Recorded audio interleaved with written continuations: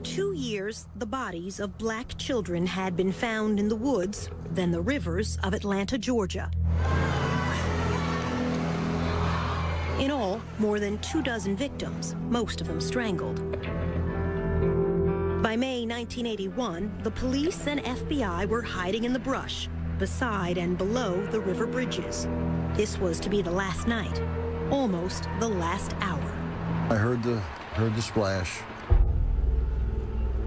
Bob Campbell, a police recruit, jumped to his feet, down beside the Chattahoochee River.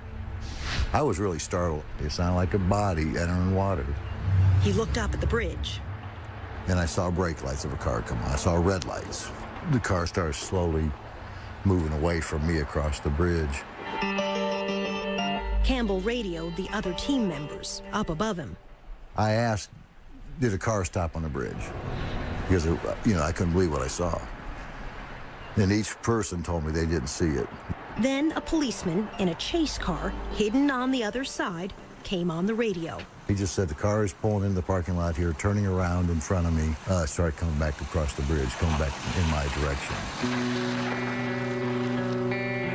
This is that white station wagon. Police followed it and stopped it nearby. FBI agent Mike McComas rushed to the scene. The driver was standing by the highway. He was talking with the officers, saw a black male. He had on a baseball hat, had on glasses. The young man was Wayne Williams, about to turn 23. A self-anointed music talent scout who slept days and roamed the city at night. McComas invited Williams over to his car. He got in the car and I said, do you know why we're here? And he immediately said, yes, it's about the missing children. And that kind of stunned me, and I said, well, what do you know about that? And he goes, well, he said, I don't think that the various news agencies are covering it adequately. Do you? 2 weeks later, this headline would break the news of that night on the bridge.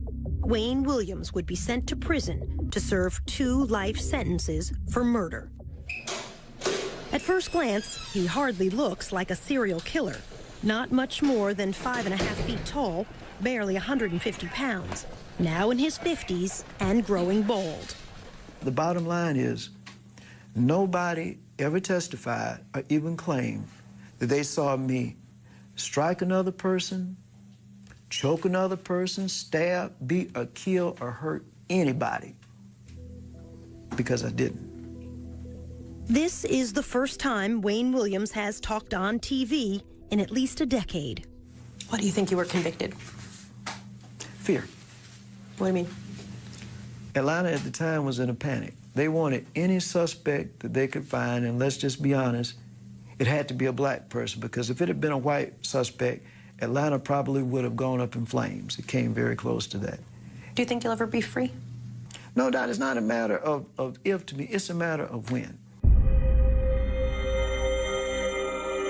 Some 30 years after Wayne Williams' trial and conviction, there is still debate and some doubt. This time, you can be the judge and the jury. We'll lay out the evidence on both sides, and you'll hear from Wayne Williams at length.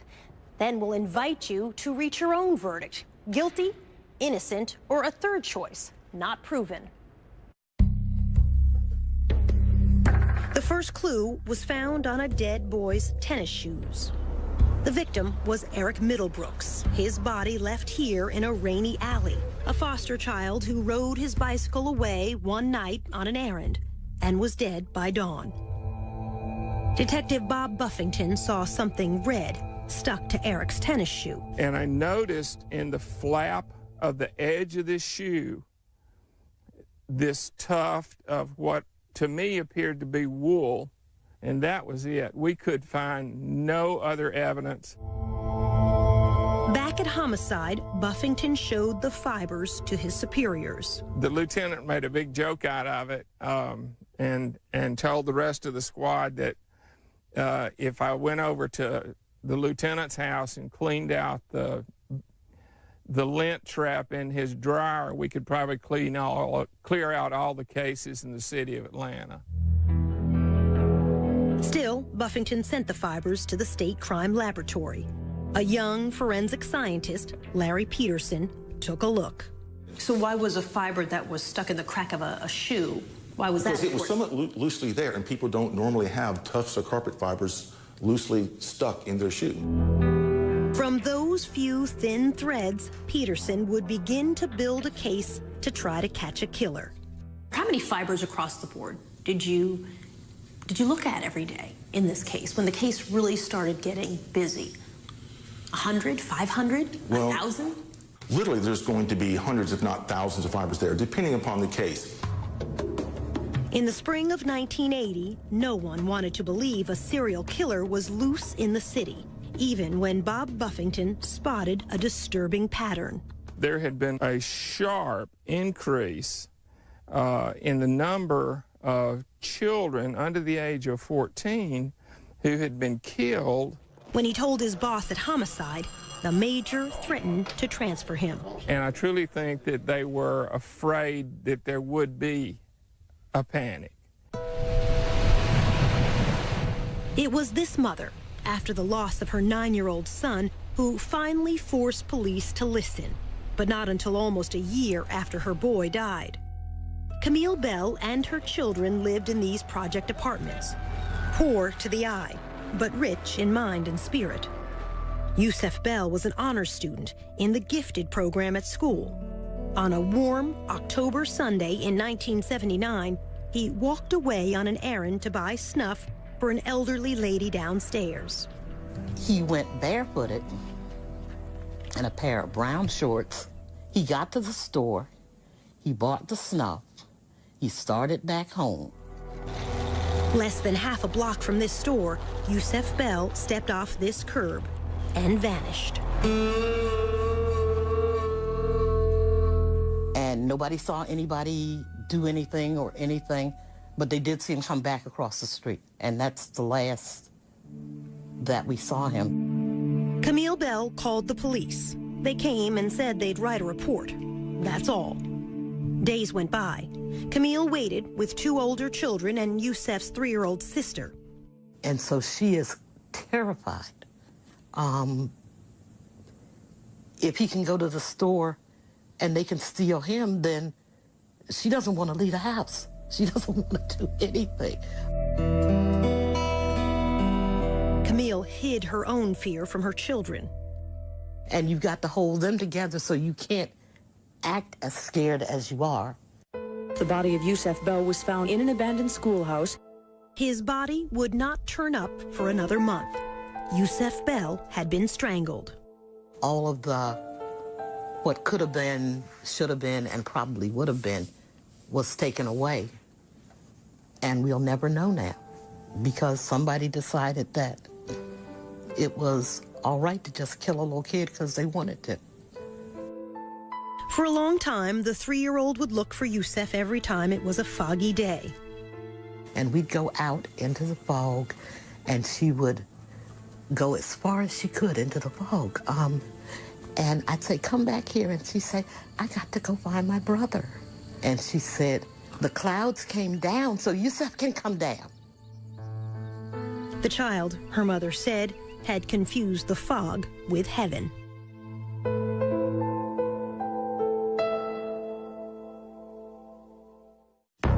Still ahead, the boy who was too brave. I mean, he was like, man, I want to find this killer and get this reward money. A drive-by threat against the FBI chief's child. Some guy in a pickup truck said, I'm gonna get you, nigga. And in the end, the curious question of the CIA. When you're 19 years old, you're saying you work for the CIA. You've been recruited. I'll let the document speak for itself. We're not going to comment on it. Then. Do you know how to kill someone with a chokehold? That's a yes or no answer. No, it's not. Yes, no, it is, actually. No, it's not. No, it's not. Do you know how to kill someone with a chokehold? No, it's not.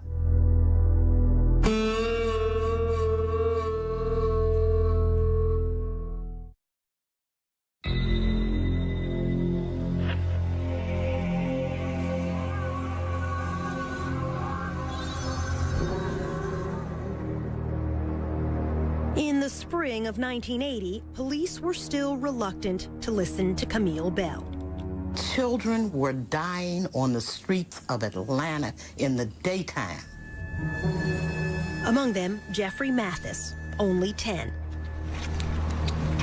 Like Yusef Bell, he walked down the street on an errand to this gas station to buy cigarettes for his mother. She never saw him again. What we had here was a predator, and what he was looking for was somebody who was cut off from the herd. And if you don't realize you're in trouble until you're in trouble, then you have no way of getting out. It would be another year before Jeffrey Mathis's body was found in the woods, miles from his home. His mother would join Camille Bell in forming a committee to confront the city's leaders.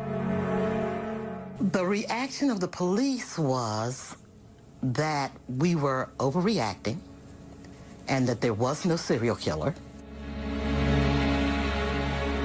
Even though, by now, 6 black children were dead. 4 others were missing. Perhaps we were like distraught parents that really needed everyone's sympathy, but nobody needed to do anything. For years, it has been a dirty little secret among the press and the police. Deaths of blacks draw less attention than deaths of whites. Nobody cared. So you could have several killings go on, and if the people were poor, then no one discovered there was a serial killing. If you were black and poor, then really nobody looked, especially if you were black and poor and Southern. Police were slow to recognize these deaths were different.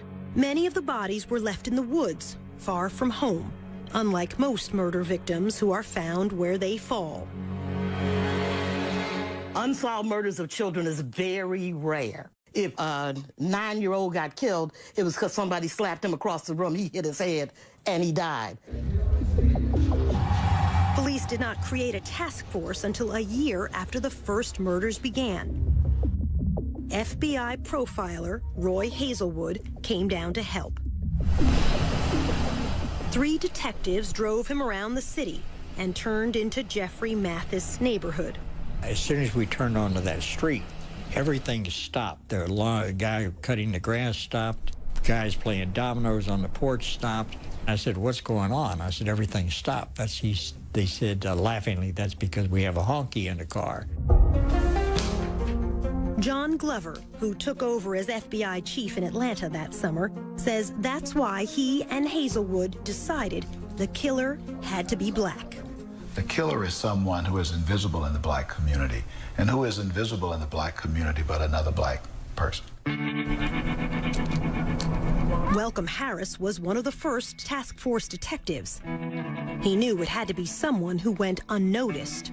We felt like it was somebody who could come in the neighborhood and get these children and not draw attention to themselves. The question of which race struck a raw nerve. It had been only a dozen years since the murder of Dr. Martin Luther King. On the surface, Atlanta was a well-integrated city. Beneath the surface, it remained separate and unequal. My prayer and the prayer of everybody in there was we wanted the person to be black. And the reason why you wanted to be black, I knew what it would do to this town if it had been a white person or somebody else of another race. In the black community in the early 80s, a black serial killer was unheard of. All the classic serial killers were white, never black. Doesn't mean it didn't have one there. Today, black serial killers are not rare. In 2009, here in Cleveland, as well as in Milwaukee and Los Angeles, each time the accused serial killer turned out to be African American. Dr. Eric Hickey is a psychologist who keeps track of serial killers. Overall, in my study, 1 out of every 5 serial killers is African American. In the past, since 1995, over 40% are African American. We're finally saying, you know what, blacks do this too. There were whites who fed the fear in Atlanta. As FBI chief, John Glover had moved into this upper-class white neighborhood. His 12-year-old son was playing outside one afternoon. Some guy in a pickup truck, he was out in the yard, in our side yard, we were on a corner, we lived in, had a corner lot, you know, said, "I'm gonna get you, nigga," as he was driving by. Kasim Reed, seen in these childhood photos, was only 10 when the first two bodies were found in the woods close to his home in the summer of 1979. My life did change. How so? Not out as late as you used to be, not able to ride your bike unaccompanied. In 2010, Reed would become the mayor of Atlanta. But back then, as the youngest boy in his family, his teenage brothers were his protectors. And I didn't move without my brothers for about a year. The bulk of the victims were boys like you. You're right. Your age. You're right. Black boys. Yes. Did you personally feel afraid? I can't honestly say that I really felt afraid, except for at moments. You would have a van slow down, and everybody was very mindful of vans at the time. People were suspicious of everybody, and they were afraid. And the children, you had children walking the street, car go by, you could see some of them were in fear. And for good reason. The murders were about to increase to a body almost every week.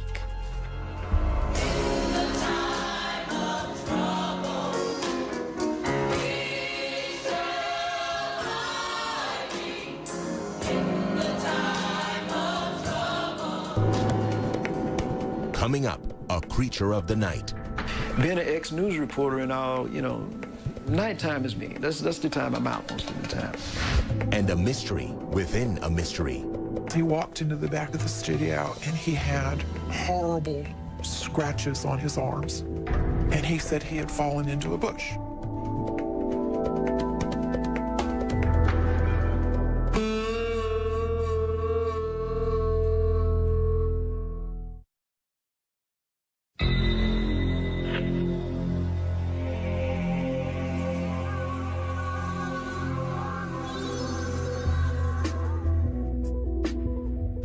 Many of the children who died were poor, who earned spending money carrying groceries, running errands for others.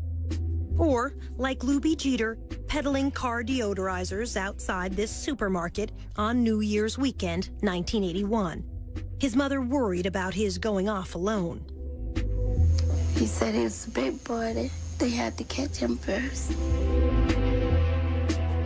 Luby was a good student, a sophomore in high school. A witness at the shopping center that day saw Luby with a man and helped a police artist draw this sketch, a man with a baseball cap, perhaps a scar on his cheek. Luby never came home. I believe he'd been kidnapped. Police searched the woods around Atlanta. They did not find Luby. Instead, police found two other bodies. Young boys who had disappeared 10 miles and a month apart, yet both left here at the same dumping ground. The number of known dead, now 15. The unsolved murders of so many children had become front-page news around the nation and the world. This is the reward. The city announced a $100,000 reward, soon to grow to $500,000. The task force was swamped with sketches of suspects, none of them alike, many suggested by psychics. At the state crime lab, Larry Peterson was sifting through thousands of fibers: nylon, rayon, acrylic, acetate. Is it like looking multiple or smaller? It's like looking for multiple needles in multiple haystacks. Then, in January 1981, a breakthrough. Peterson realized they were seeing one green carpet fiber with a unique shape. This is a cross-section of that fiber, magnified many times. This particular fiber had two very, very large lobes and one short lobe. The lobes are the three ends of the boomerang shape. The shape was the most distinctive feature of the fiber. He showed me a slide taken from another carpet. This is a single tuft from the carpet, cut in cross-section. Yeah, I can't tell that's green. Not enough. Even putting the tiny fibers under the microscope didn't help me. How can you tell what color this is? Because in this green carpet, because of that light green, it looks very whitish. The color is seen microscopically is not going to be identical to what the overall carpet would be. Instead, an even more sophisticated microscope So let me just open this up. can separate colors to identify a specific fiber. We took another look. Oh, now you're talking. Now, Peterson knew what to look for. When I was looking at the fiber at first, I had no idea who had made it. I just knew it was very distinctive, and I would recognize it instantly. But he didn't know where to find it. Wayne Williams was not yet on anyone's radar. He had freelanced as a TV cameraman who shot fires and overnight news. He told us, You know, I know the streets of Atlanta. I've been around a while. Being an ex-news reporter and all, you know, nighttime is me. That's the time I'm out most of the time. now almost 23, a wannabe music producer, he was trying to form a singing group modeled after the Jackson 5. In fact, the afternoon Luby Jeter disappeared, Williams says this receipt shows he had an alibi, auditioning young singers from 4:30 to 8:30 that evening. The studio was a small demo studio. Kathy Andrews was co-owner of that studio. To my best recollection, he auditioned young kids for a group that never existed. They were roughly as young as 8 and as old, for the kids, they were as old as 11 or 12.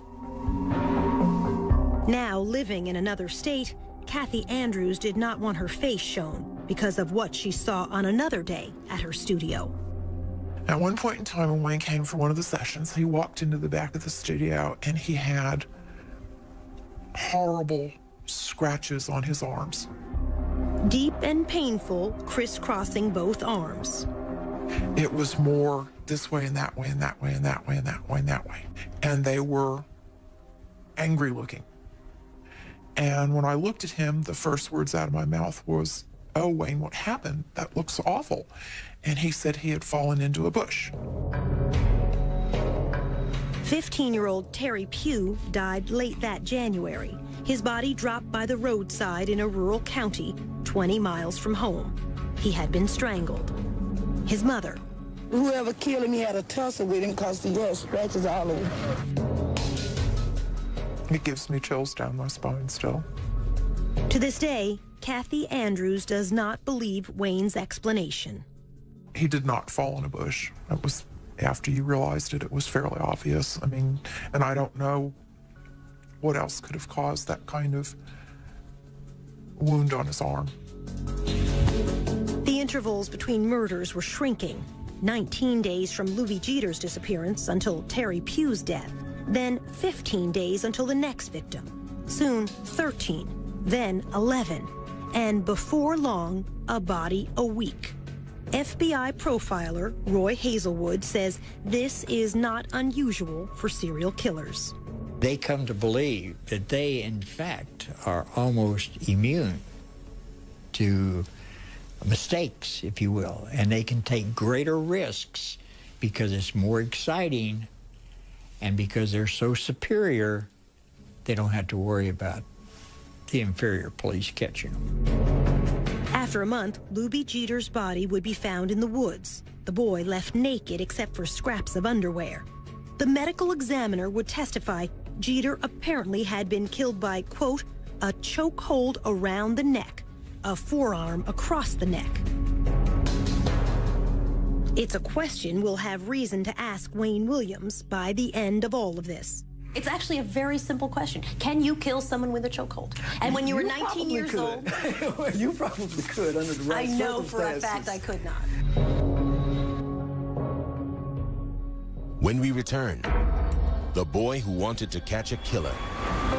The body was indeed another victim of Atlanta's child killer or killers. I just know right away it was his body. Oh, my God, Mom.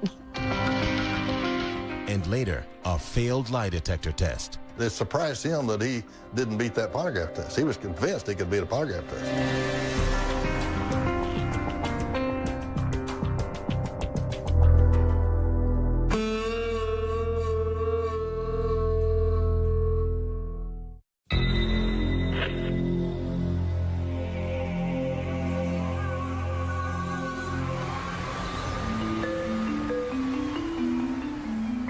There's yet another twist in the missing and murdered children case. Atlanta is a city of frustrations and fears. As the number of missing and murdered children grows. That the body was indeed another victim of Atlanta's child killer or killers. We're told that the child... Patrick Baltazar was the kid who was convinced he could catch a killer. He was like, man, I want to find this killer and get this reward money, and I'm going to buy my mom a house, and I'm going to do this, and I'm going to find this killer. His stepmother, Sheila Baltazar, was worried. For a 10, 11-year-old child to be talking like that was just like, wow, you know, where's his mind at? Patrick was a latchkey child, living unsupervised with an older brother in a project apartment near downtown. He was very streetwise. He stayed out late at night, often at the Omni Center, now the headquarters of CNN, but back then a hotel complex with an indoor skating rink and a game room for kids. And that's where he spent a lot of his time at the games arcade. Wayne Williams was known to frequent the Omni, passing out these flyers as a talent scout to offer auditions to boys from age 11 on up. 15 kids are dead. 2 others are officially missing and listed as part... By early February 1981, more than a dozen young African-American boys had been found dead, many dumped in the woods around Atlanta. I was very fearful. My God. Sheila Baltazar pleaded to send Patrick back home to the rest of his family in rural Louisiana. If I had somewhere to send my son, I would have sent my son. One evening, a white man in a big car appeared to threaten Patrick and a small friend. The little boy said that Patrick said, man, that might be the killer. Patrick used a payphone to call police. He told them, a man was chasing me and my friend in a brown Cadillac. Well, actually, they thought it was a crank phone call. They didn't send a car out. This is a sketch the other boy provided to police after Patrick was dead. 2 weeks later, on February 6th, Patrick stopped by the restaurant where his father worked to ask for money, then walked back toward the Omni. He never made it home that night. I'm like, he didn't come home? Oh, my God. That was the first thing popped in my head. Missing. Murdered. Oh, my God. The Atlanta Missing Persons Bureau continued their hunt for this missing child. 11-year-old... One day seemed like it was a week. That was the longest search in the world. It was almost 2 p.m. when maintenance man Ishmael Strickland found the lifeless figure of a young black boy lying in some bushes. On the 7th day, a maintenance man spotted a body tossed down into the woods behind a parking lot at a suburban office complex. The bank was fairly steep. Medical examiner Joseph Burton had to hold on to a rope to get down to the scene. He had a ligature mark on his neck, like if somebody had a ligature and they were behind you or off to the side behind you, and they close their hands or fists together and pull the ligature, basically. In other words, killed from behind. Most likely, yes. All right, let me place another sample on this side. State Crime Lab scientist Larry Peterson attended the autopsy. I can recall at one autopsy pulling a fiber off of one of the victims. It was a green carpet fiber, and mounted the sample on the slide, went over and looked under the microscope, and went, it's the same one. You knew right away. I knew right then. And it became apparent that the body was indeed another victim of Atlanta's child killer or killers. Again, local television carried these pictures live from the crime scene. As it was studied, it became apparent it was one of the 3 children listed as missing. We're told that the child's body, again, had not... Sheila Baltazar got a call from her mother. She say, they found another body. She say, I really feel like this is Patrick's body here, you know.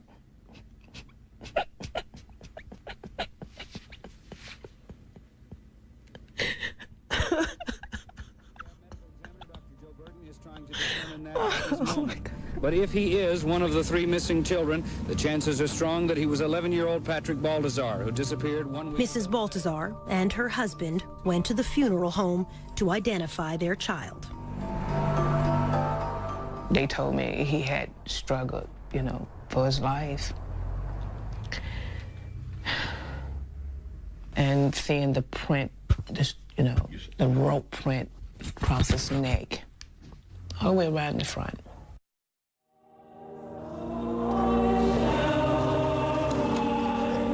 At Patrick Baltazar's funeral, she would insist on an open casket. I just wanted the world to see that this child could have been anybody's child. Patrick's fifth-grade classmates wrote a poem, read at his funeral.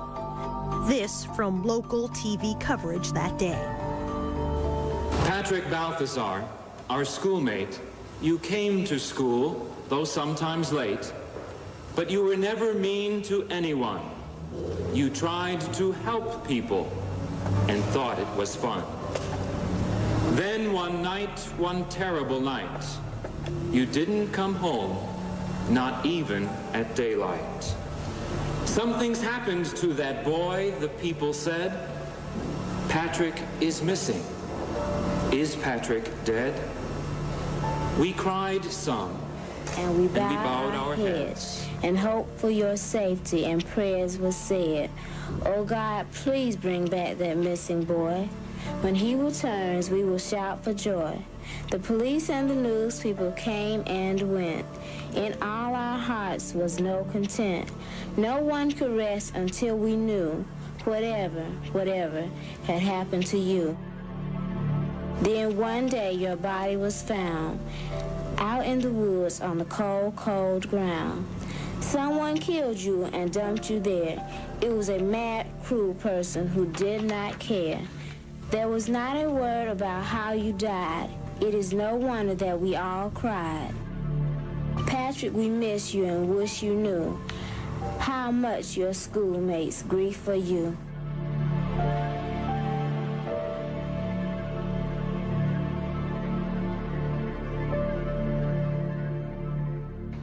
Just ahead, the Klan under suspicion. It was an entire family of brothers that were involved in the Klan. And then a disappearing nylon cord. Could have been the murder weapon, as far as I know.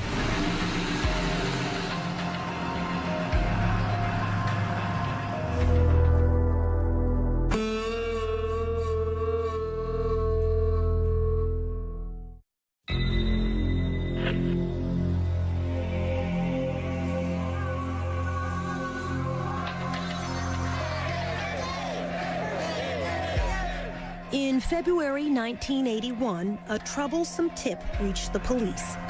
A man involved in the Ku Klux Klan could be Atlanta's serial killer. Atlanta was about to explode, and here was information potentially that the Klan could have been doing this. Bob Ingram with the GBI, Georgia's Bureau of Investigation, got the case. It was an entire family of brothers that were involved in the Klan that were the focus of this particular intelligence information. An informant said one brother had threatened Luby Jeter, the child found dead only weeks before. The Klan associate lived here on a dead-end street in the railroad town of Mountain View, on the outskirts of Atlanta. We're tapping telephones. We heard a lot of rhetoric. We heard a lot of racial slurs. On one wiretap, the detectives heard this said, "Go find you another little kid." The GBI followed the four brothers for almost 2 months. These family members were under surveillance at that time, physical surveillance, where we had an eyeball on them. In those 2 months, 6 more black youths would disappear and die. Detectives saw nothing to link the Klan to them. If somebody was in there with a van or 2 or 3 men who, you know, to grab somebody and dump them in the back of a van, people would have noticed if they were white. The brothers were called in. They took lie detector tests and passed.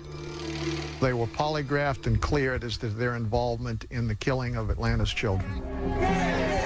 Clearing the Klan didn't stop the murders. JoJo Bell was one of the victims who vanished during the surveillance. He used to hang out at this seafood carryout place. Manager Richard Harp.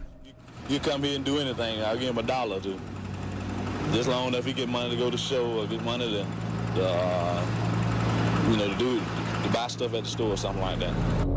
JoJo Bell, unrelated to Yusef Bell, came by Captain Pegg's one last time. About 3:30, 4 o'clock Monday, he came by and stuck his head in the door. He said, "Richard, I'm going to shoot basketball. I'll see you later." Throwed his hand up, went on up to speak. To a schoolyard basketball court like this. This witness, Eugene Laster, knew JoJo and saw him leave the game. He said JoJo left in a station wagon that looked like this. Laster testified he got in the car, got in Wayne's car. In court, Laster would identify Wayne Williams as the driver. Eugene Laster. Okay. He's pretty much an eyewitness. Said that you gave a ride to JoJo Bell in your station wagon. Okay. Did you? No, I did not. You never gave a ride to JoJo Bell? No, I did not. Williams did not deny he was the driver. He instead insisted his passenger had to be someone else. JoJo Bell was never to be seen again. But it would be horrendous if another child dies, period. A week later, Sammy Davis Jr. and Frank Sinatra came to Atlanta for a concert to benefit the children. The photographer up on stage, that's Wayne's father, Homer Williams, with the black newspaper, Atlanta World. How come you got no tuxedo on there? You're going to come up here on the stage looking like that there. Backstage with Sammy Davis Jr. in a photo which made the front page, that's future Mayor Kasim Reed. I remember that. It's so cool meeting Frank Sinatra. As a young child, Reed would help the volunteers searching Atlanta's woods every Saturday. We literally would walk through wooded areas, chaperone, and we would walk for a period of time until about an hour before nightfall. But now, a new twist in the murders. Patrick Baltazar, the 20th victim, would be the last child to turn up in a wooded area. A day or two later, an official would tell reporters fibers and dog hairs were being collected from the victim's clothing. The next child to die would be found in a river, wearing nothing but underpants. Fewer clues now for Larry Peterson. We're talking maybe a dozen or dozens of fibers as opposed to hundreds or potentially 1,000 fibers. The 13-year-old victim was found beneath this bridge over the South River in Atlanta's suburbs. A driver crossing that bridge earlier in the week saw a man leaning over the railing. It turned out to be the same afternoon JoJo Bell disappeared. At trial, the witness said the man was Wayne Williams. JoJo's body would not be found for 7 more weeks, until Easter Sunday. It had floated far down the South River, almost into another county. He also had nothing on but underwear, basically.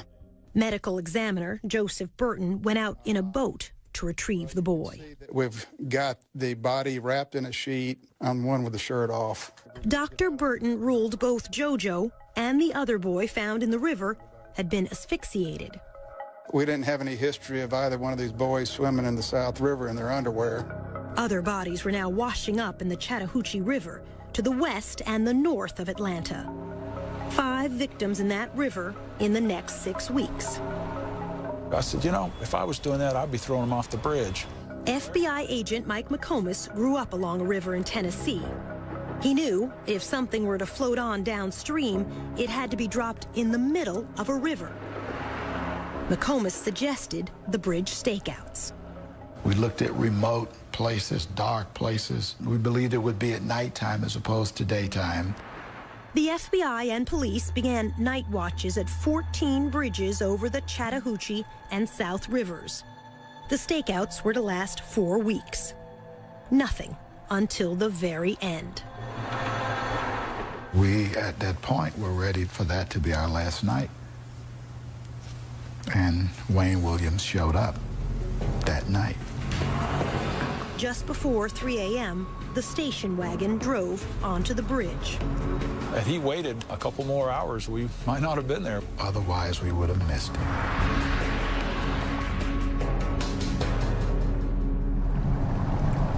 Next, the night on the bridge. You said, I know this is about those boys, isn't Correct. it? Mm-hmm. That's what I said. Pretty damning statement, don't you think?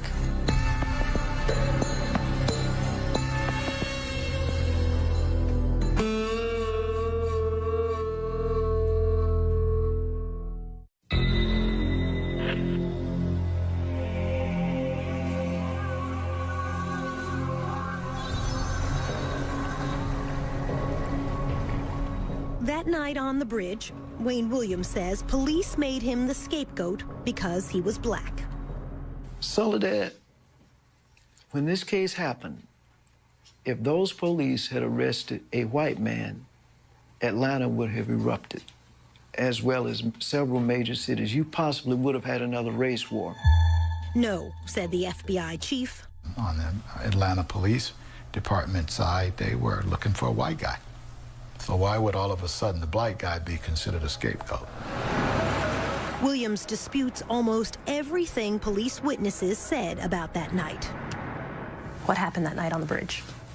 Okay, in the first place, and I'm not being facetious, but nothing happened on the bridge. That's the whole misconception. As he tells it, there was no splash. He never stopped and didn't turn around. So you never stopped on the bridge? No, I didn't. You didn't throw trash? No. You didn't throw anything? No, I did not. You didn't throw a body? Definitely not a body, no. His story. I crossed the bridge. I turned off briefly after I crossed the bridge at what I called a liquor store. Williams said he pulled into the parking lot only to look up the phone number of a singer he was trying to locate at that hour. I turned back on the highway. I went to a Starving Marvin store. I used the telephone, and I came back. The call didn't go through. I got some recording, this number's not in service, and I said, well, this is a prank. This is the closest thing to an address he had for the singer he said was Cheryl Johnson. The FBI looked hard and could never find her. It says to me that Cheryl Johnson didn't exist, that he made it up. Williams says only after that call from a gas station did he turn around to cross back over the bridge again. Police would stop him moments later.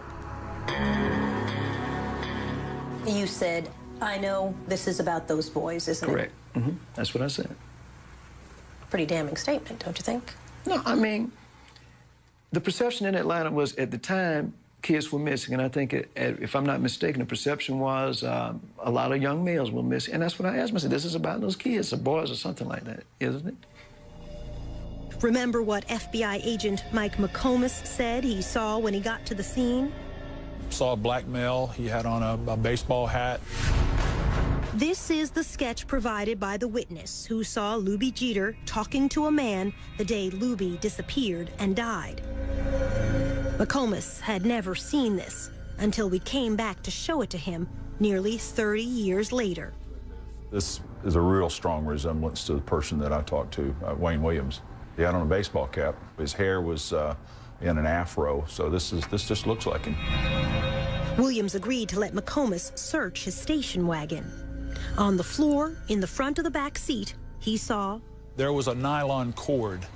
The best that I could describe the nylon cord was a ski rope type, the woven type, and it was, my guess, about 24 inches long. No. Williams denies there was any such cord. Because if that rope had been in the station wagon that night, I'm sure they would have taken it. The fact that I didn't confiscate it doesn't make it go away. It was there. The nylon cord would never be seen again. Could have been the murder weapon, as far as I know. Yet, FBI supervisors decided to let Wayne Williams go that night. Well, first of all, he didn't have a body. So, secondly, there was no one who saw Wayne Williams outside of his car. There was no one that saw him throw anything overboard. 2 days later, only a mile downstream from that bridge, another body. After 2 years, one suspect now, Wayne Williams.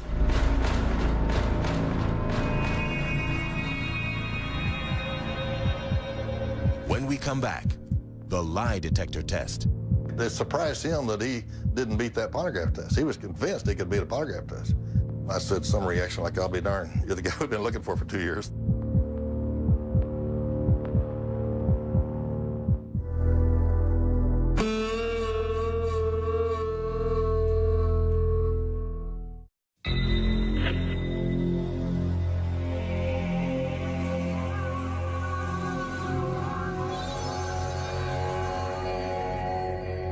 The second day after Wayne Williams was seen on the Chattahoochee River Bridge, the body of Nathaniel Cater washed up downstream. He was a down-on-his-luck drunk, 28 years old, but small, weighing under 150 pounds. Again, the medical examiner said Cater could have been killed, quote, with a chokehold, trapping the neck in the crook of the arm. His would be the last body found in the Atlanta murders, the 27th male victim. At Cater's funeral, Wayne Williams' father, Homer, took this photo for the Atlanta World newspaper. On June 3rd, the FBI brought Wayne in for a long night of questioning. Wayne agreed to a lie detector test. He was as composed and calm as you can get. You got 26 bodies out there in the woods and rivers, and he's just sitting there like total control. Richard Ratcliffe was the FBI polygraph examiner. I said, I don't care what you were doing on the bridge. I don't care what you threw in the river. If it wasn't a little boy's body, you define this test. He told Williams in advance what he would ask him. Did you kill Nathaniel Cater, or did you kill him that night that you were on the bridge, and did you throw Nathaniel Cater into the Chattahoochee River? And when I ran that test, it's like, wow, this is it. Wayne Williams flunked all 3 questions. I said, well, this test would reflect that you did kill Nathaniel Cater, and you threw his body, that was his body, you threw off the bridge that night. The polygraph measures sweating, the heartbeat, blood pressure, all rise with tension. You breathe a little faster. You have a hard time getting your breath. You sweat a little more. He did all this.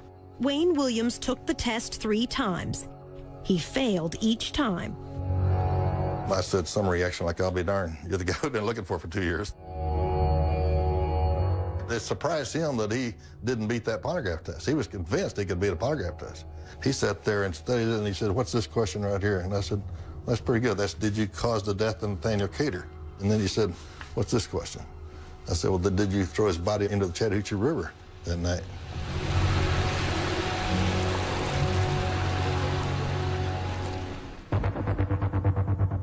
With the media waiting outside the FBI, the mayor's spokesman, Angelo Fuster, was called in to handle the press.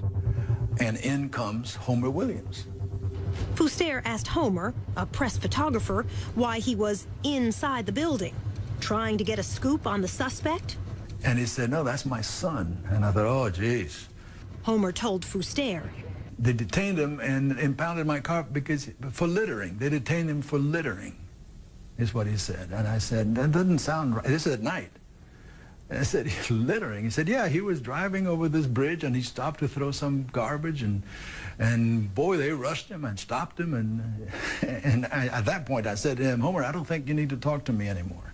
We asked Wayne Williams about throwing garbage off the bridge. He denied his father ever said that. Your father said you stopped to get rid of some trash. No, my father never said that. I never said that, and my father never said it. While father and son were inside the FBI, evidence technicians were combing the Williams home. The FBI's top fiber expert, Harold Dedman, led the search. In Wayne's bedroom, he took clippings from a purple bedspread and from a yellow blanket. The yellow blanket was located under Wayne Williams' bed. On the floor, a green carpet. This is a blow-up of those carpet fibers. They're the only company to produce a fiber like this. But Larry Peterson was still in the dark. I had no idea there was a bridge incident. He had been called to the FBI office to help search this station wagon, but not told why. Then he spotted FBI techs returning from their search, and so he went out to the home to snip fibers for himself. Saw the green carpet. Did you feel this is it? You know, I really didn't. Because it was a middle-class home, a young man living with his parents. But Peterson thought, I'm going to run these back to the lab and just look. I started with the green carpet. Once I put that sample under the microscope, I mean, I knew instantly that that was it. You knew that they had the killer. I knew that was it. And I had made hundreds and hundreds of comparisons to carpeting and various suspects and environments before, and nothing was even close until that night. Did you stand up from your microscope and scream, "Hallelujah, we've caught the guy"? I literally did just want to say, oh my God. Still, Wayne Williams was allowed to go home that night. And make a couple of other errands, so I was in the area, and I just decided. In the morning, Wayne Williams called in reporters and TV crews, who agreed not to show his face. He asked what was dropped in the river. Nothing. He acknowledged he failed a lie detector test. Then, asked about the victims, Wayne Williams said this. Some of these kids are in places they don't have no business being at certain times of the day and night. Some of them don't have no kind of home supervision, and they're just running around in the streets wild. And I'm saying, when you're doing that, that's not giving anybody a license to kill, but you opening yourself up for all kinds of things. We asked Wayne what he meant. When you say, that's not giving anybody a license to kill, but you're opening yourself up for all kinds of things. My point is very simple. All right, if you're out roaming the streets, like not all of these, but some of these victims were, you put yourself in a position for bad things to happen.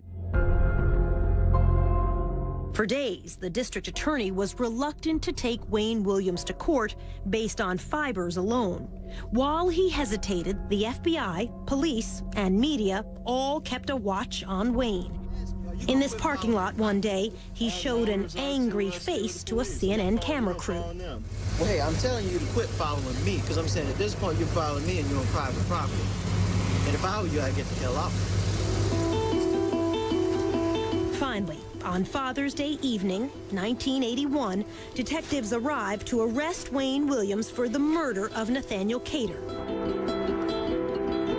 Once he disappeared in the back of this police car, Williams would never be free again, to this day.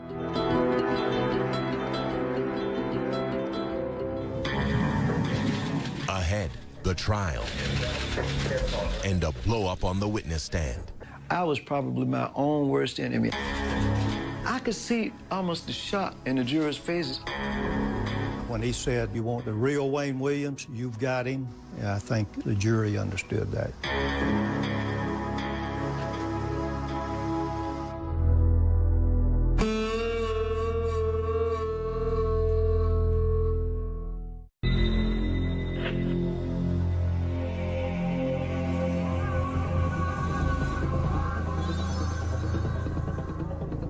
Wayne Williams would go on trial at the start of 1982.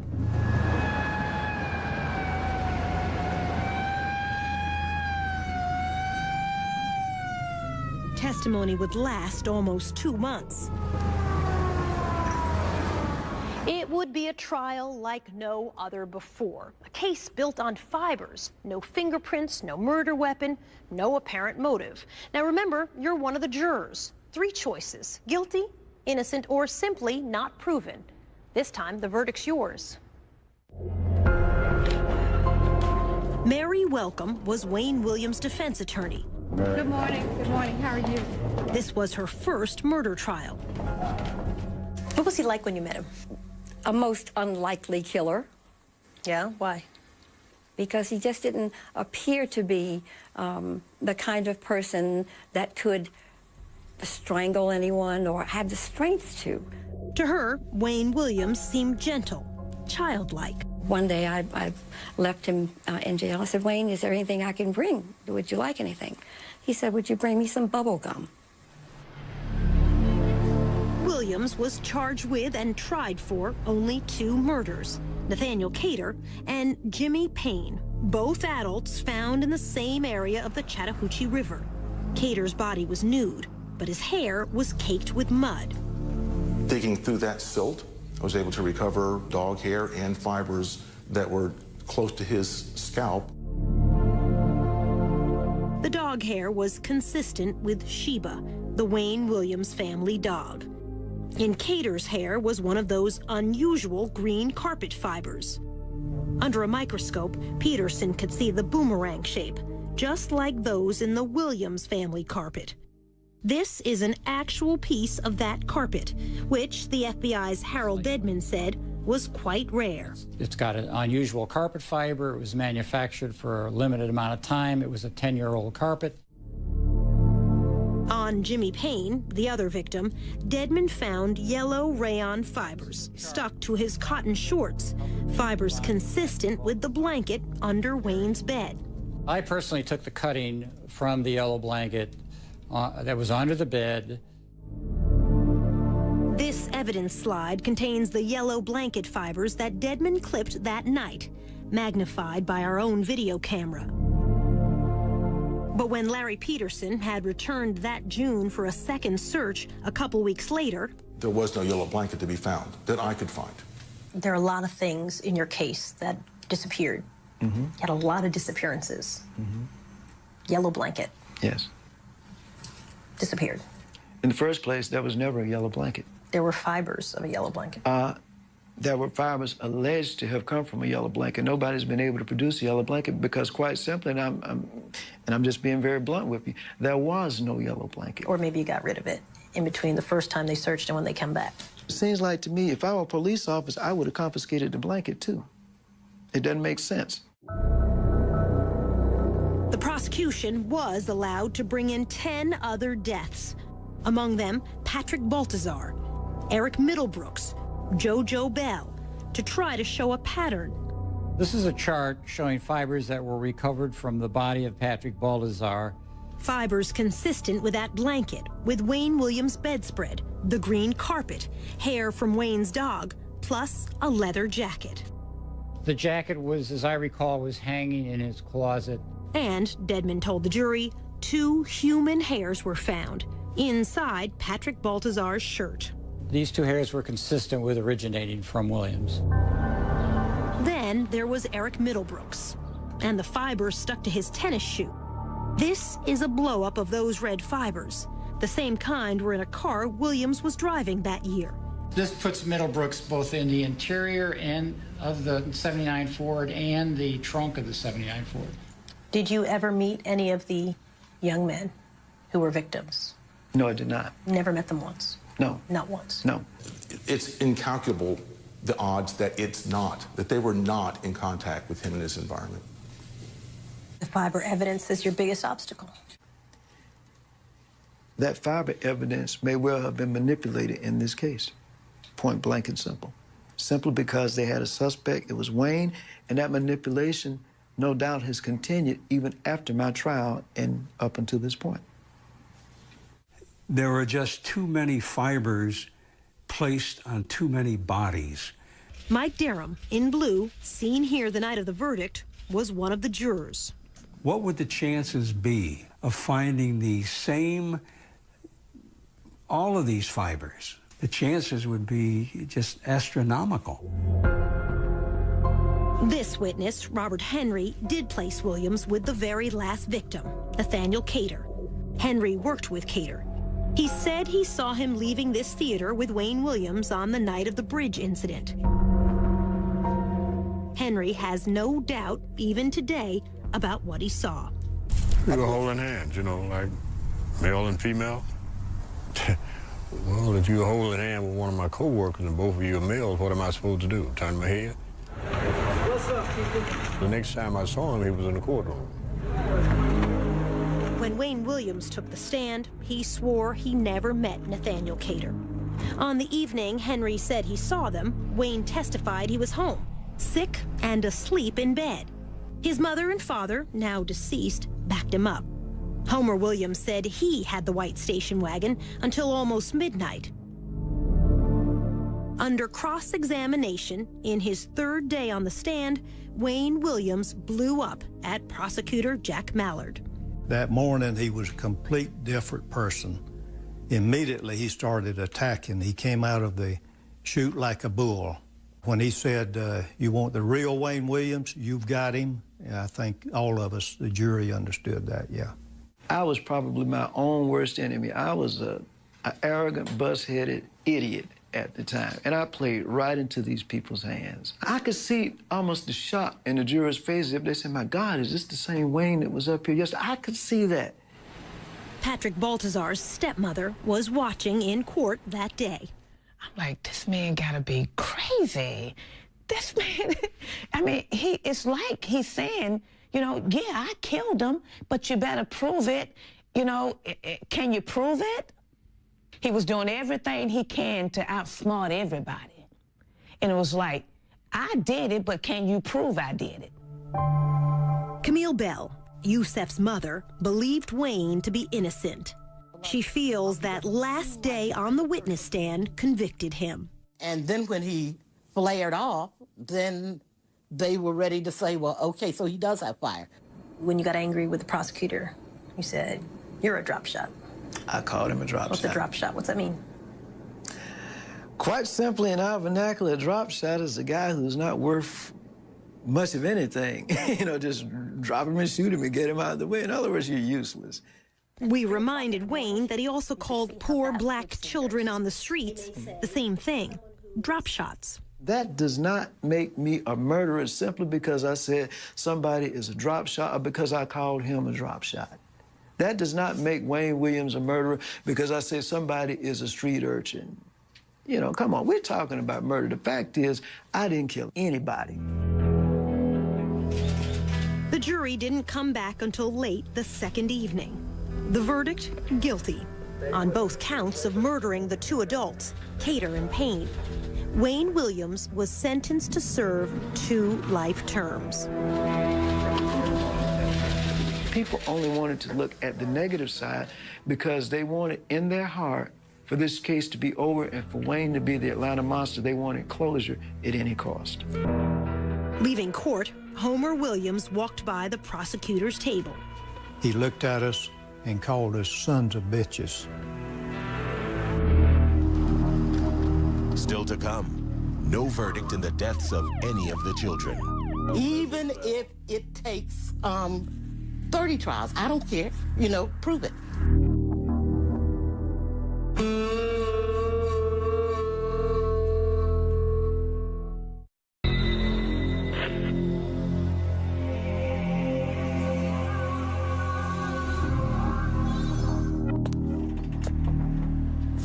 Defense attorney Mary Welcome did not expect the guilty verdict.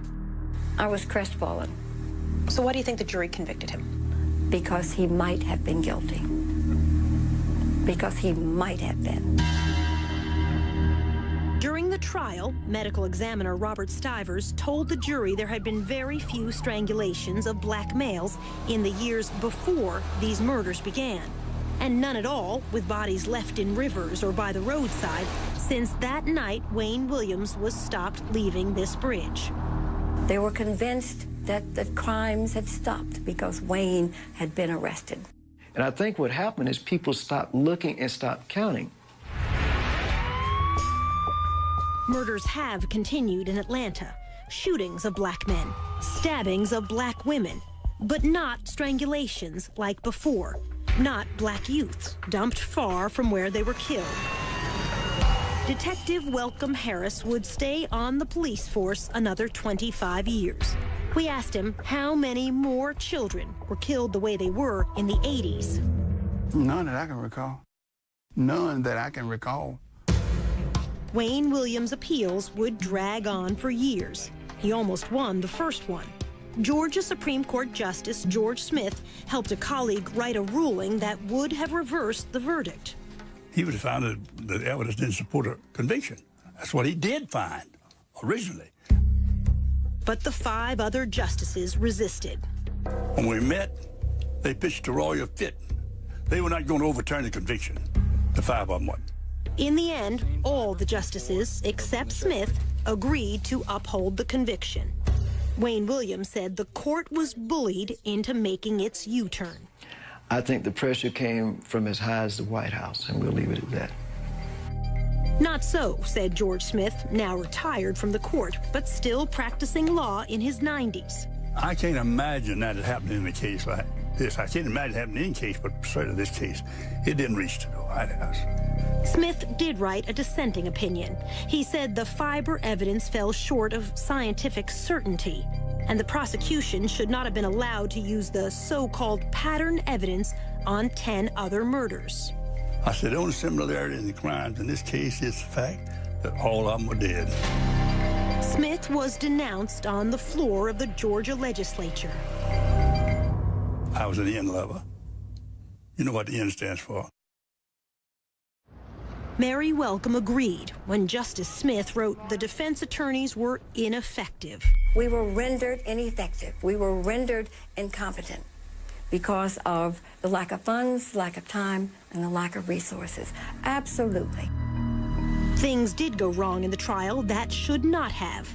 An ambulance driver suggested an explosive motive for Wayne Williams. This from CNN's report at the time. Bobby Tolan said Williams asked him once, had he ever considered how many blacks could be eliminated by killing one nigger child? But unknown to either side, Tolan was not his real name. In fact, he had a criminal record. He testified under a false name, had an extensive arrest record under his real name. I'm not sure that we knew all of that at the time, or it was disclosed to us. Rogers' home is but 8 blocks away from where he was found today. Then there was the murder of Larry Rogers, a retarded youth. This witness testified she saw Rogers slumped over in a station wagon as Wayne Williams drove away. But another person also saw Rogers in that station wagon at that same intersection that day. He helped a police artist draw this sketch. It does not look like Wayne Williams. However, the defense never called the other witness to ask about the sketch. No, I don't even remember seeing that. Supporters of Wayne Williams say there was one murder which shows the fiber evidence could be faulty. The death of 12-year-old Clifford Jones, left by a dumpster in an alley on a summer night in 1980. Some of those unusual green carpet fibers were on his body. Yet another boy said he saw a coin laundry operator kill Clifford Jones. Detective Welcome Harris said the boy was not believable. He exaggerated stuff. He could, in other words, he was open to suggestions. And if you said that Mickey Mouse was up there, and if he sensed that you wanted him to say that, he said, yeah.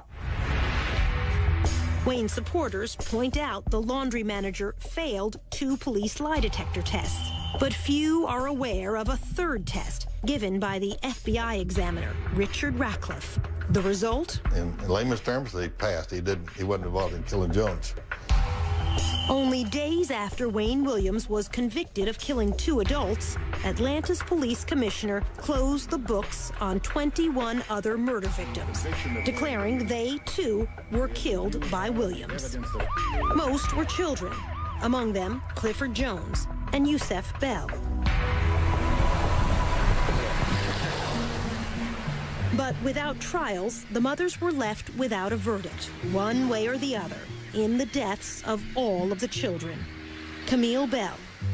Even if it takes 30 trials, I don't care. You know, prove it. The prosecutor's answer, it would serve no purpose. You can only serve 1 life sentence.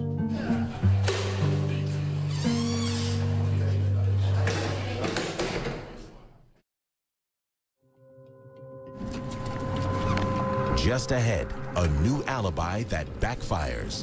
He was out that night, no question in my mind. He was not at home. He was out and about. And after all these years, new DNA evidence. Then it probably would exclude 98% or so of the people in the world.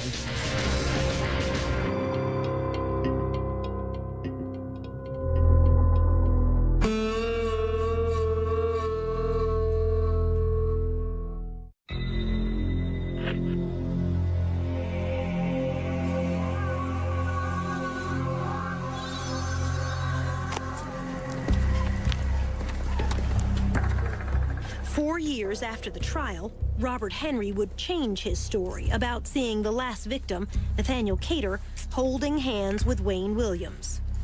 In this affidavit, Henry wrote, "If my life depended on it, I could not say the man I saw with Cater was Wayne Williams." Our producer confronted Henry with that affidavit. His signature is at the bottom. Yes, that's my handwriting. Whose words are those? They're not mine. Whose words are they? I'd rather not say. In the summer of 1986, Henry was in prison here when, he said, an associate of Wayne Williams came to see him and told him what to write. When you said, "I could not ID the face of Wayne Williams as the man I saw with Nathaniel Cater," are those your words? Those are words I was told to say. By? I'd rather not say. It might cause a problem. Could you ID the face of Wayne Williams? The person I saw holding Nathaniel Cater's hand was Wayne Williams, the man that was convicted of it. In fact, Henry had passed a lie detector test before he took the witness stand. When his visitor came to see him, Henry was serving 5 years for sex crimes. His false affidavit was used in court appeals. Wayne Williams lost each time anyway. To this day, is there any question in mind whom you saw with Cater? No, it's not. It was? Wayne Williams. Robert Henry is not the only one whose story has changed back and forth over the years. So has Wayne Williams. At trial, Williams testified he was home all evening, sick in bed, when Henry said he saw him holding hands with Cater. Now, Williams says he has a different alibi for that evening. I was at a place called Hotlanta Records in College Park. Williams says he drove to that office near the Atlanta airport. He had taken photos for this poster the night before and went there to turn in this invoice to get paid. We delivered a bill and statement of services, and we were cut a check for it, and it was probably about 9 or 9:30 when I left that location. We reached Hotlanta's owner, Melvin Ware, now living in Los Angeles. He called in advance, and when he came, I went back and wrote the check behind the desk. That's where our checkbook was. But he said Williams didn't stay that long, not as late as 9. It wasn't like 5 minutes or 10 minutes. We always spent maybe a half hour or something like that. How did Wayne get to the office? He drove. I think he had his dad's car, if I'm not mistaken. Wayne's father, Homer Williams, testified he had the station wagon until almost midnight that night. But Chet Detlinger, an investigator for the defense, said Wayne told him long ago this was a lie. All he told me was he had the car, his daddy didn't have the car. Wayne said, but I had the vehicle, and I didn't want to corrupt my dad's testimony in the eyes of the jury, so I lied about it and said I didn't have it on the stand. What makes this important is what time Robert Henry says he saw Wayne and Nathaniel Cater together. It was about 9:15 and 9:30. It was on Lucky and Forsyth Street, downtown Atlanta. So at the trial, you said that you were in bed till 10 p.m. All right. You were so sick, your mother said that she had to help lie your body out on the bed. You were so sick. This is where the confusion with all of us came in. I got back from Hotlanta Records, probably about 9:30. But there's no one to corroborate that, even if his mother were still alive. Wayne said she probably didn't see him come in. Prosecutor Jack Mallard. He was out that night, no question in my mind. He was not at home. He was out and about. Less than 6 hours after Henry said he saw Williams and Cater here, police heard a splash under this bridge. Cater's body washed up downstream 2 days later. 30 years ago, there was no DNA testing. Now there is, and so new evidence. Remember those 2 human hairs found inside 11-year-old Patrick Baltazar's shirt? In 2007, the hair fragments were sent to the FBI's DNA laboratory in Quantico, Virginia. The result? The lab said it found this DNA sequence in only 29 out of more than 1,100 samples of African-American hairs in its database, less than 3%. Most important, Wayne Williams' DNA had the same sequence. I don't think they said it was a match. I think they said they could not rule out whomever the hairs were from as being the possible donor. The FBI's Hal Dedman, a DNA expert, said this finding is as strong as it can get with this particular type of testing. Then it probably would exclude 98% or so of the people in the world. Did you kill 11-year-old Patrick Baltazar? I did not kill Patrick Baltazar or anybody else. Did you ever meet Patrick Baltazar? No, I did not. Never been in contact with that kid? I don't even know a Patrick Baltazar.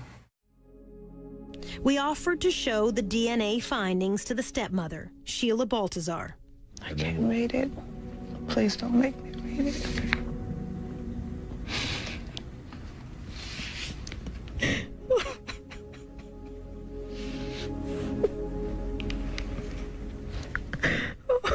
Oh my God. So we told her what the FBI report said. Wayne Williams cannot be excluded as the source of those two hairs. She listened. Then this. Without a shadow of a doubt, I really in my heart believe that Wayne Williams killed Patrick Baltazar.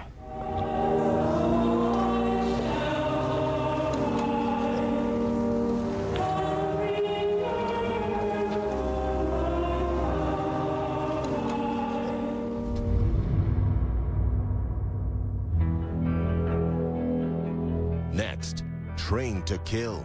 Were you trained in unarmed combat techniques? Could you grab somebody bigger than yourself, put them in a chokehold?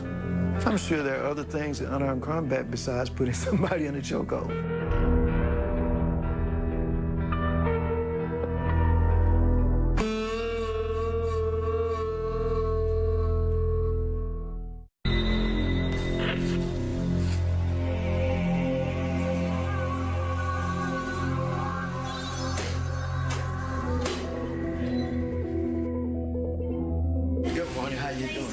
When we returned to prison for our final interview with Wayne Williams, we had one question he was not expecting. What Wayne had written about being recruited for espionage training as a teenager. At a secret government camp hidden in the woods near this North Georgia lake, where he was given what could amount to a license to kill. It's called Finding Myself. What's Finding Myself? It reads like an autobiography. Go ahead, I'm still trying to see. It's a account of your CIA training. We're not going to get into that. Why not? We're not going to get into that. I got a copy of it. Yeah, but we're not going to get into that. Why not? We're just simply not going to get into that. By his account, Wayne was fresh out of high school, just 18 years old, when he was approached by an associate of an old World War II spy living in the Atlanta area and was initiated into a secret world. You're not going to answer a single question on this? No, ma'am. Is it fake? No. Is it fictional writing? No. Did you work for the CIA? We're not going to get into that. In these pages, he said he spent his summer weekends in those woods, learning how to handle plastic explosives, hand grenades, and something even more chilling. So, I'll do the talking part, and you can answer what part of it you want.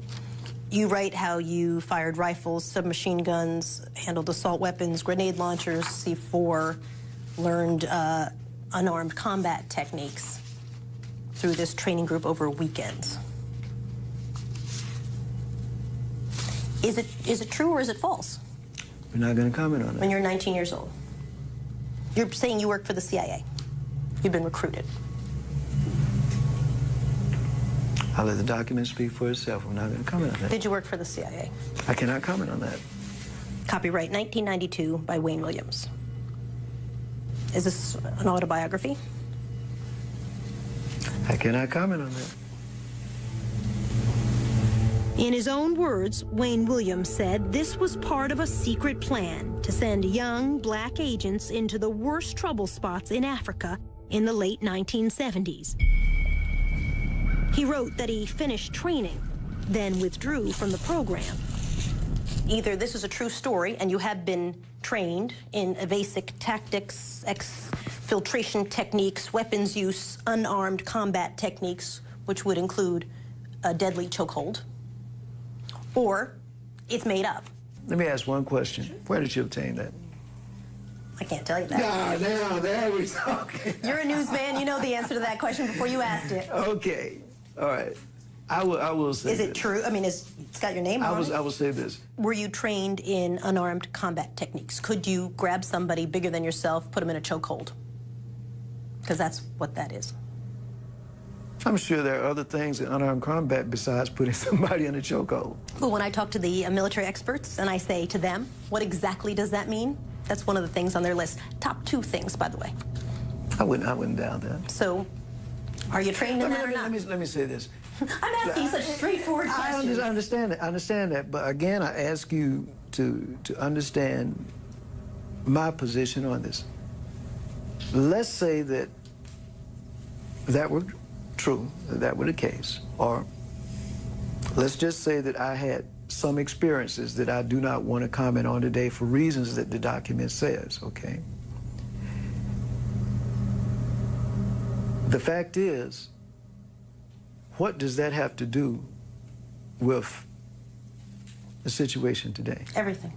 You tell me. It has everything to do with it. Listen. A big part of the conversation when I talked to your lawyers was, could Wayne Williams grab somebody?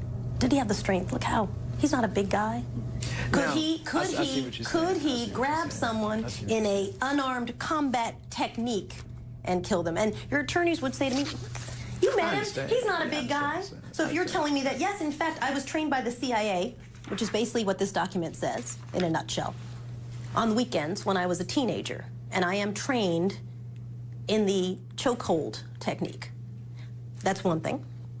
If you're telling me that, no, that never happened, but you're writing a long fantasy about being trained for the CIA in weaponry and the chokehold technique, that takes it a whole other direction. Remember, doctors said at least 2 of the victims, and perhaps more, were probably killed by chokeholds. Do you know how to kill someone with a chokehold? That's a straightforward question, isn't it? Because I can answer that. My answer would be no, sir, I do not know. Do you know how to answer? What's your answer to that? Let me say something about that. That's a yes or no answer. No, it's not. Yes, it is, actually. No, it's not.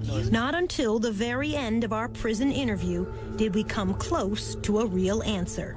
It's actually a very simple question. Can you kill someone with a chokehold? And when you were 19 years old... You probably could under the right circumstances. I know for a fact I could not. I know you're being facetious, but I know for a fact I could not. You don't know. But were you trained as a teenager to do that? Because that's what you're writing in this. And I get CIA, you don't want to talk about it. It's all off the record. Let me state this for the record. Okay. I think in the paper that you have, and I will say this, that it says that there was contact with a certain program. And I will say it was the Junior Officer Training Program, which was run by a certain agency, and you're correct, CIA. But I never said that I worked for them. I simply said now who's splitting hairs? That I had some contact with some person, and that's all I'm going to say. Were you trained that's all I'm in gonna these say. techniques? That's all I'm going to say. He did acknowledge it was CIA training, but said no more. So, is this true, or only a fantasy in his mind? The mind of a man the courts have found to be a killer. We'll leave that question with you. The verdict is now yours to decide in your own mind. Again, the choices, guilty, innocent, or a third choice, not proven either way.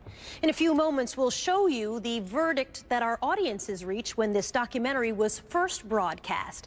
But before then, a look at some of the answers from those who lived through the terror 30 years ago. The prosecutor. Obviously guilty. The defense attorney. Not proven. One way or the other. The FBI agent in charge. Guilty of 2 double homicide. Sheila Baltazar. He could have killed all of them. The Supreme Court Justice. Not proven. The witness. Guilty. Camille Bell. Innocent but stupid. That first task force detective. No maybes, ifs, guilty. The right man for those homicides is in jail. The original audience verdict, guilty 69%, innocent 4%, not proven either way 27%.